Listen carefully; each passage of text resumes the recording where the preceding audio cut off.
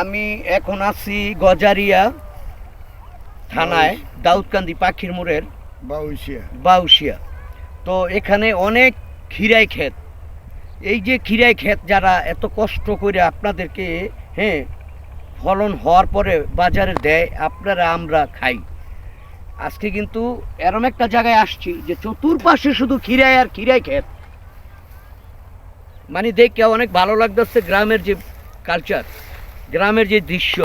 আজকে গ্রাম আছে, কিছু কিছু আছে বলে কিন্তু শহরের মানুষ আমরা ভালো মতো বেঁচে আছি সব কিছু খেয়ে পরে। কিন্তু বর্তমান সরকার আমলে তেমন একটা ভালো নেই, ন্যায্য দামও তারা পাচ্ছে না। তো এই যে খিরাই খেতে লাগাইছেন, কতদিনে ফলন দেয়? 45 দিনে। তারপরে এটা আপনারা সংগ্রহ করে বাজারে নিয়ে যান? আমাদের এখানে ও, এই নদী থেকে ট্রলারে নিয়ে যায়। তো হেরা কিন্তু আবার রাত্রে পাহারাও দেয় অনেকে, কারণ সব কিছুর মধ্যে যেমন চুরি আছে, এই রাত্রের বেলা খিরাই খেত কিন্তু চোর ঘুরে, এই কারণে পাহারা দেয়।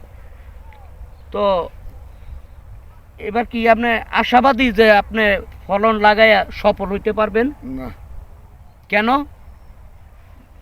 আবহাওয়া ভালো না, আবহাওয়া মনে করেন খারাপের গতিকে গাছ নষ্ট হয়ে গেছে। আচ্ছা, এই যে খিরাই খেতে দুই এমুরা খিরাই ক্ষেত, এই পাশও খিরাই ক্ষেত, মাঝখানে এটা কি লাগাইছেন? কুচা। একটু দেখাও তো, এই যে লম্বা, ওই যে একটা বড়।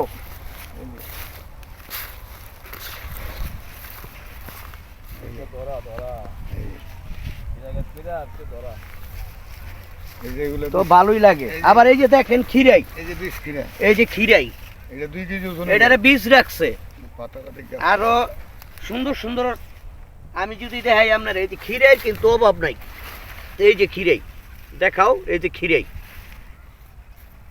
এইটাই কি প্রথম না আরো আগে বিক্রি করছেন? বিক্রি করছি, 3 ঘরা দিছি। ও, তো যারা আমার ভিডিওটা দেখতেছেন এই মুহূর্তে, তারা আমার পাশে থাকবেন, লাইক কমেন্ট করবেন, ভিডিওটা শেয়ার করবেন, যাতে সবাই দেখতে পারে গ্রামগঞ্জে কি করে ফসল উৎপন্ন করতে হয়।